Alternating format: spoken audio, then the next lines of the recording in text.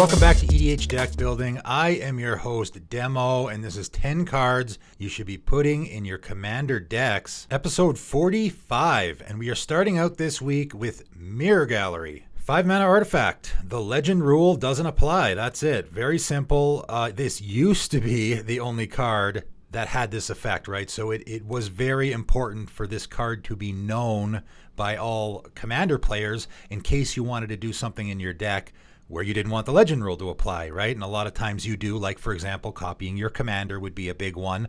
A lot of decks want to copy their commander so they can get double the effect out of it. This is the way to get around that. Of course, now we have Sakashima, which is maybe, well, it is a better version of that because you get the copy effect as well and you can have it in the command zone. It is definitely a better version, no question. However, this was the original version of that card. It still is very relevant. Also colorless, so it can go in any deck. So I think I need to give it a mention for those who don't know it exists. Speaking of copying, coming in at number 2 is Mirror Mockery, 1 and a blue. Enchantment Aura. Enchant creature. Whenever enchanted creature attacks, you may create a token that's a copy of that creature. Exile that token at the end of combat. This card, I really like this for the ETB strategy. Again, I think it's a great fit. Even if you have a commander with an ETB and you're attacking all the time, getting that extra token, of course it's going to die, but you're getting the ETB, right, before the token goes away. And in particular, and where I really like this card is in that deck where maybe you want to get a dice trigger off of your commander. There's not a ton of decks that fits into. Rolesk Apex Hybrid would be one. It's a blue commander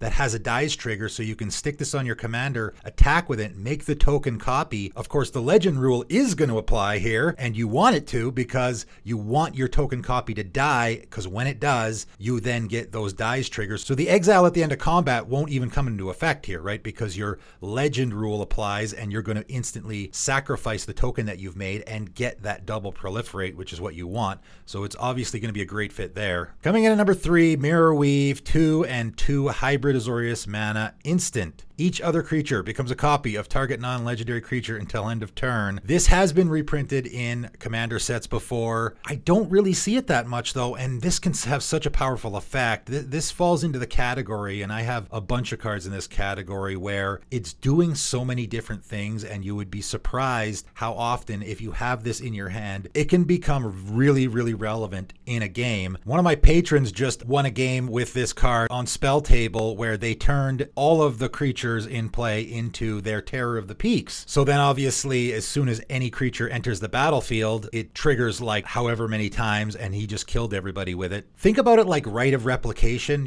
That's a card that it's obvious what the effect you want to get there. A lot of times people will use that Rite of Replication on an ETB creature, and you get all of those ETB triggers. Mirror Weave to me is very similar, but maybe with a static effect rather than an ETB effect, right? Because obviously those creatures are already going to be in play. I think there's just a lot of different and very interesting ways to use this card. Coming in at number 4, Misinformation. This is a really interesting card that I think definitely can fly under the radar and can be really good. 1 black mana instant. Put up to 3 target cards from an opponent's graveyard on top of their library in any order. So, first of all, you can use this in a political way, obviously, where you can do your opponent a favor. Maybe there's a situation where, hey, we need some removal. There's a Vorinclex on the table, or a Rhystic Study, or some really powerful and also annoying card that is hurting all of us. Let's team up. I will put that Krosan Grip or that Swords to Plowshares on top of your library so that you can then draw it and get the problematic card off the table. But also, I think this is just a good card for hosing your opponents. Like maybe your opponent has lands, mana rocks, stuff that I think is probably going to be a lot more useless later in a game, and later in a game you can put 3 of those cards on top of their library, so for the next 3 turns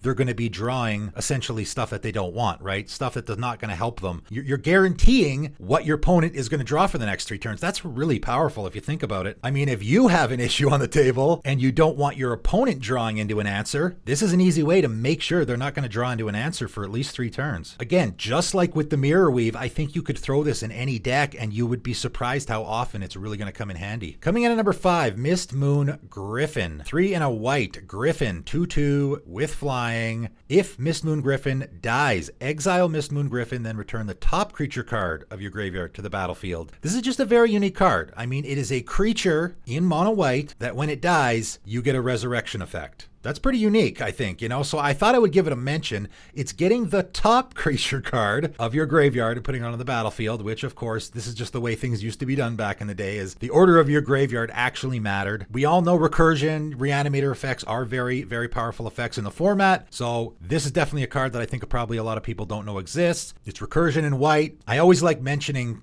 sort of off-color effects, even though white kind of is good at the recursion thing. So if you're in a deck that's already doing that kind of stuff, here's another option for you. Coming in at number 6, Mizzium Skin. 1 blue mana instant. Target creature you control gets +0/+1 and gains hexproof until end of turn. But more importantly, it has overload. 1 and a blue. And really, almost every card that has overload on it is worth a look-see. We already know about Vandal Blast and Cyclonic Rift. Mizzium Mortars is another one that kind of gets played in the format. Overload cards are really good in the Commander format, of course. This is one, though, that's sort of doing the opposite of all those other ones. Rather than I affect all my opponent's creatures or my opponent's stuff, I'm affecting my stuff. So 1 mana, I make a creature of mine have hexproof until end of turn. Obviously is great if you just want to be protecting that one creature, but just 2 mana to give your entire team hexproof can be really good as well. And let's not forget about that +0/+1. I know that doesn't seem like much, but how often does your opponent cast a Toxic Deluge and pay the exact amount of life needed to wipe out your board, right? If you give that +1, that actually could save possibly at least one of your creatures, maybe more, right? So that's not exactly nothing. That is relevant. Again, Starstorm, right? There's lots of situations where your opponent is going to put the exact amount of damage into a spell to wipe out your whole team, so the +1/+0 can actually save your team as well. I think it's a pretty good card for protecting your stuff in a Commander game. Coming in at number 7, Mizzium Transreliquat. 3 mana artifact. Pay 3, Mizzium Transreliquat becomes a copy of target artifact until end of turn. Or you can pay 1 blue and a red, Mizzium Transreliquat becomes a copy of target artifact, except it has this ability. So seems like we're sort of repeating the same thing here, but the second ability is obviously the one you want to target here because it is a permanent, right? The first ability is until end of turn, very similar to a Mirage Mirror. The second ability is a permanent transformation. Now obviously you can only play this in an Is It deck or a deck that has blue and red, but if you do, being able to copy a artifact permanently until you want to do otherwise, I think is pretty good in a Commander game, right? So I can even just turn this into my opponent's Soul Ring if I need some ramp temporarily, and then maybe the next turn my opponent has played an Akroma's Memorial, so maybe I want to permanently change it into that to pump up my team. As the game goes on, you can constantly be picking things that you want to permanently change your Mizzium Transreliquat into, and you don't have to constantly be putting the mana into it, right? It's just I do it once, and then I can just leave it that way for the rest of the game, or if at some point someone plays a better artifact or something that I really need, like I need to cast my Commander and I need the extra 2 mana, now I can turn it into a Soul Ring and get that benefit temporarily if I want to. Coming in at number 8, Mulder Slug. 3 green, Slug Beast. 4/6. At the beginning of each player's upkeep, that player sacrifices an artifact. So just a really great artifact hate card. I don't know if I would say great. It's good. It's a 4/6 body. That's not nothing. That's no slouch. It's giving you the advantage of your opponents having to sacrifice an artifact on their upkeep, right? Everyone has to, you included. So you're going to want to put this in a deck where you probably don't really have any artifacts. This card, unfortunately, has gotten a little bit worse. If I would have mentioned this card a year ago, I think it would be a lot better. This card has actually gotten a little bit worse for the exact reason why a lot of other cards have gotten better, because of all the treasure tokens, right? This has the opposite effect of a lot of the other cards that I've mentioned recently that have gotten a lot better because of all the treasure tokens and the clue tokens. This one's got a little bit worse because your opponent can just sacrifice a treasure token to this, obviously. However, I still think it's a playable card in the format if you want to be hating on artifacts. Coming in at number 9, Mold Adder. 1 green mana, fungus snake. Whenever an opponent casts a blue or black spell, you may put a +1/+1 counter on Mold Adder.